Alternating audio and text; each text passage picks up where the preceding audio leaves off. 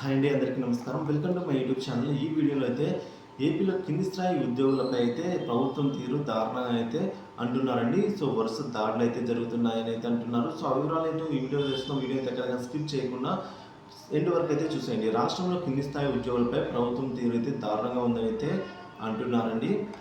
So ఉద్యోగుల బదిలీలలో 100 కోట్ల రూపాయల కుంభకోణం జరిగిందని అయితే నాదెళ్ల మనోహర్ గారు ఆరోపించారండి. సో రాష్ట్రంలో జరుగుతున్న అవినీతిపై 8 లక్షల ఫిర్యాదులు వస్తే ఏసీబీ అధికారులు ఏం చర్యలు తీసుకున్నారని జనసేన పిఏసీ చైర్మన్ నాదెళ్ల మనోహర్ ప్రశ్నించారని మంగళగిరి పార్టీలో కేంద్ర కార్యాలయంలో ఏర్పాటు చేసిన మీడియా సమావేశం ఆయన ఈ విధంగా అయితే అనడం జరిగింది.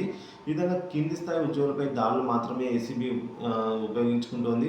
ఏసీబీని ఉపయోగించుకొని చేస్తూ ఉన్నారు. కింది స్థాయి ఉద్యోగులను మంత్రులు వారి పేషీలపై అయితే అధికార పార్టీపై వచ్చిన ఫిర్యాదులను మాత్రం పట్టించుకోవడం లేదు. ఇక రాష్ట్రంలో ఒక్క రూపాయి కూడా అవినీతి జరగలేదు. సీఎం జగన్ తనకు తాను సర్టిఫికేట్ ఇచ్చుకుంటున్నారని, అలాగే ఏసీబీ టోల్ ఫ్రీ నెంబర్ 14400కు 8 లక్షల ఫిర్యాదులు వచ్చాయి. అలాగే మంత్రులు వారి పేషీలపై 2 లక్షల ఫిర్యాదులు, అలాగే ఎమ్మెల్యేల అవినీతులపై 4 లక్షల ఫిర్యాదులు వచ్చాయని, వీటిపై ఎటువంటి చర్యలు తీసుకోలేదని అయితే అంటున్నారు.